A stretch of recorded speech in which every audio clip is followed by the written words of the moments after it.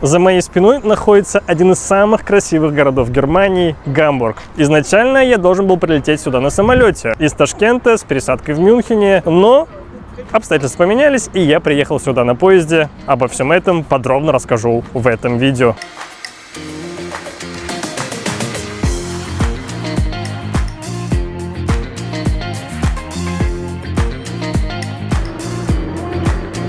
Рейс был в 6 утра, а это значит, в аэропорт нужно отправляться глубокой ночью. Я, как примерный пассажир, был в аэропорту ровно за 3 часа до рейса, как и рекомендовала авиакомпания. Как же все-таки прекрасен ночной Ташкент.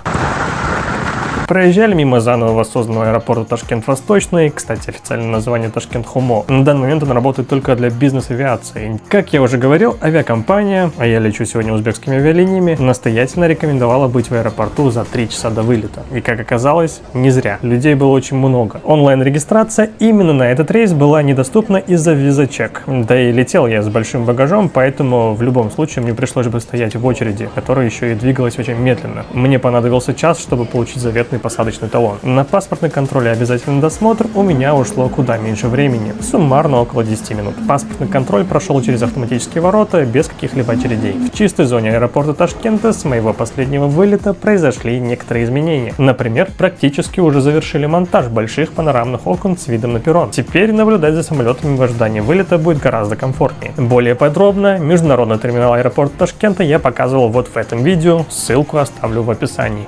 Большая площадь чистой зоны отведена под Duty Free. С прошлого раза там практически ничего не изменилось, все так же ничего интересного, а цены заметно дороже, чем в городе. Поэтому перейдем сразу к самолетам. Быстро дошел до своего гейта, нашел удобное место, но за окном было темно, и разглядеть самолеты, а тем более заснять на камеру, поначалу было непросто, скорее даже невозможно. Как же хорошо, что в Ташкенте очень рано рассветает. Летом солнце встает в 5 утра. В отличие от других аэропортов региона, здесь довольно большое разнообразие самолетов. Здесь можно встретить как массовый Airbus A320 и Boeing 737, так и уходящий уже в историю Boeing 767 и даже Boeing 757. Ну и, конечно же, куда без дримлайнеров. Вот на таком я сегодня и полечу.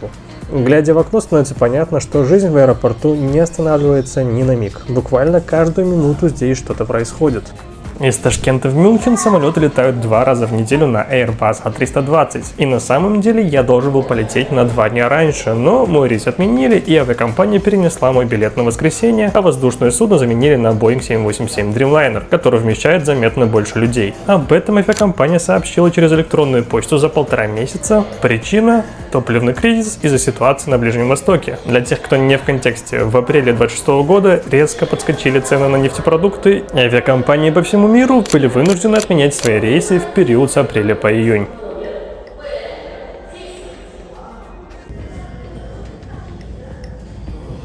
И вот настал момент посадки. Сегодня в Германию мы полетим на Boeing 787-8 Dreamliner авиакомпании Uzbekistan Airways. Честно говоря, этот самолет вызывает у меня довольно противоречивые эмоции. С одной стороны, это один из моих самых любимых пассажирских самолетов. Пока производитель не начал массовые поставки нового 37X, именно Dreamliner остается самым современным широкофюзеляжным самолетом в линейке Boeing. В салоне очень просторно, у Uzbekistan Airways самолет имеет двухклассную компоновку и рассчитан на 248 пассажиров. В экономическом классе установлено 9 кресел в ряд по схеме 3+3+3, а расстояние между рядами составляет 82 сантиметра. Для 6-часового перелета это вполне достаточно, чтобы чувствовать себя комфортно. Но есть одна особенность, к которой я до сих пор не привык. Вместо привычных шторок на иллюминаторах здесь используется электрохромное затемнение. Причем экипаж может управлять им централизованно. На практике это означает, что после взлета окна почти всегда затемняют, даже если вам хочется улюбоваться видами. Как объяснили мне бортпроводники, так пассажиры быстрее засыпают, а во время полета в салоне становится спокойнее. Лично мне все же больше нравятся обычные механические шторки. Во всем остальном к самолету и сервису у меня практически нет вопросов. На борту есть Wi-Fi с доступом в интернет, правда за дополнительную плату. Пассажирам выдают одноразовые тапочки и наушники, а питание и зарегистрированный багаж уже включены в стоимость билета. Свой билет я купил примерно за месяц до вылета на официальном сайте авиакомпании. Он обошелся примерно в 300 евро, время в пути 6,5 часов.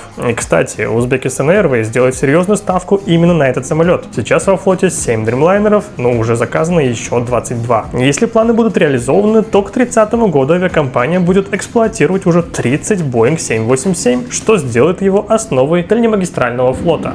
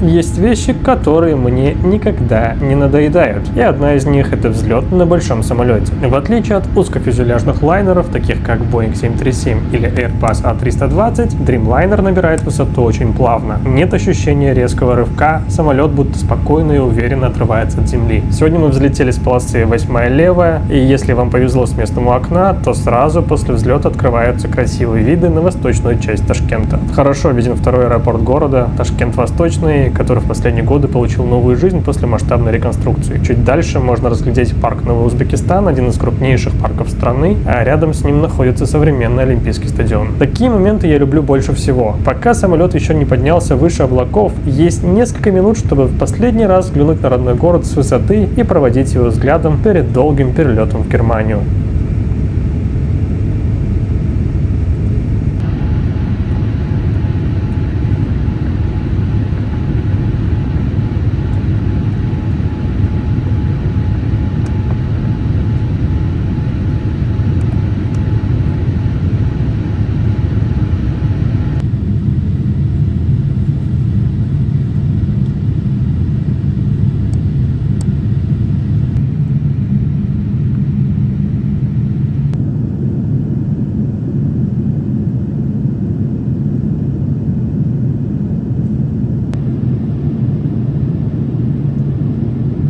Примерно через час после взлета начинается обслуживание пассажиров. И в этот момент я еще не подозревал, что кормить нас будут дважды. Первый прием пищи — полноценный горячий обед, а уже ближе к посадке всем раздали еще и бутерброд с чаем. Для 6-часового перелета такой подход, на мой взгляд, более чем оправдан. Что касается самого питания, то здесь Uzbekistan Airways в очередной раз не разочаровала. Все было вкусно, сытно и, честно говоря, еды казалось даже больше, чем я ожидал. К концу обеда я поймал себя на мысли, что немного переел. С напитками тоже никаких ограничений, можно было взять воду, соки, чай, кофе и даже вино. Я же, не изменяя своей привычки, выбрал томатный сок и воду. Вообще, питание на борту национального перевозчика Узбекистана уже давно считается одной из сильных сторон авиакомпании, и этот рейс не стал исключением.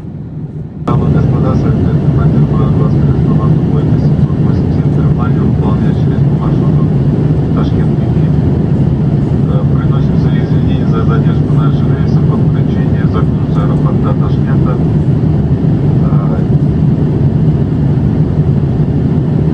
Событие рассчитываем 10 часов местного времени, граница зоны Ташкент, 3 часа.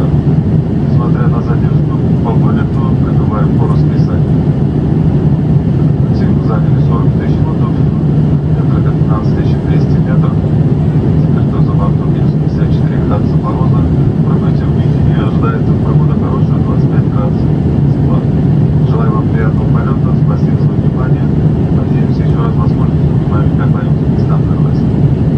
Дальше полет проходил очень спокойно. За окном облака, в салоне тихо, никаких серьезных зон турбулентности нам по пути не встретилось. После обеда я решил немного поспать и, честно говоря, выспался на удивление хорошо. Потом успел посмотреть фильм, и время пролетело гораздо быстрее, чем я ожидал. Вообще, мне кажется, что именно на больших самолетах устаешь значительно меньше. Здесь просторнее салон, тише работают двигатели, да и сам полет ощущается более плавным. Возможно, это субъективные выводы, но после 6,5 часов в Dreamliner я чувствовал себя гораздо бодрее, чем после некоторых более коротких перелетов на узкофюзеляжных самолетах. И вот, пока за окном постепенно менялись пейзажи, а до посадки оставалось еще меньше времени, наше путешествие незаметно подходило к концу.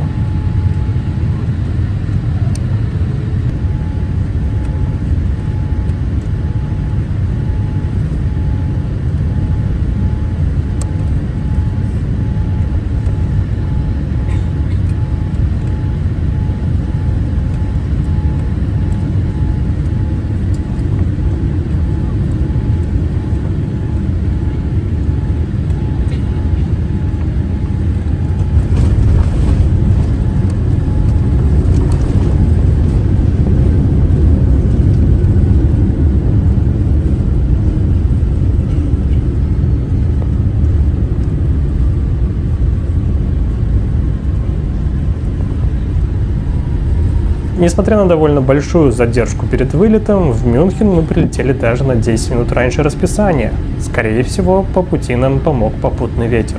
Этот перелет стал одним из самых продолжительных в моей жизни. Вместо прямой траектории самолету пришлось облетать Украину и западную часть России, поэтому общая длина маршрута составила почти 5000 километров.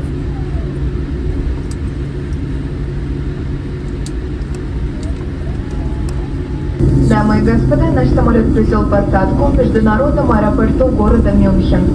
Местное время 9 часов 5 минут, температура воздуха плюс 22 градуса Цельсия. Просим вас не вставать со своих мест. Ремни безопасности должны быть застегнуты до выключения светового табло «Застегните ремни». Не забывайте, пожалуйста, личные вещи на борту.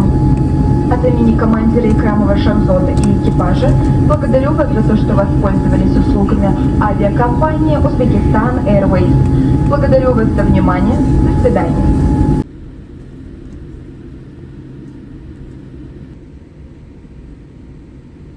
После посадки путешествие, однако, не закончилось. В аэропорту Мюнхена мне предстояло провести еще 12 часов. Изначально я должен был лететь дальше в Гамбург рейсом Люфтганза, но из-за переноса моего вылета из Ташкента на 2 дня пересадка сорвалась, и пришлось менять планы. Вместо самолета я отправился в Гамбург поездом. Но, как оказалось, даже в такой ситуации можно найти свои плюсы. Раз уж времени было предостаточно, я устроил себе небольшую незапланированную споттинг-вылазку. В аэропорту Мюнхена есть отличная смотровая площадка, где можно практически целый день наблюдать за взлетами и посадками самолетов. Так что это путешествие закончилось не в момент посадки, а подарило еще несколько часов авиации, о которых я совсем не планировал рассказывать. Вот таким получился мой перелет из Ташкента в Мюнхен. Если вы тоже летали этим рейсом или только планируете такое путешествие, обязательно поделитесь своим опытом или задавайте вопросы в комментариях. Будет интересно почитать ваши истории. Если видео оказалось для вас полезным или просто понравилось, поддержите его лайком. Это действительно помогает ролику попасть в рекомендации и увидеть его большому количеству людей. И, конечно, подписывайтесь на канал, если еще не подписаны. Впереди вас ждет еще много видео о перелетах, аэропортах, авиаспоттинге и путешествиях по Европе. Спасибо, что посмотрели это видео до конца. Желаю вам мягких посадок, интересных путешествий и как можно больше новых впечатлений. Увидимся в следующих видео.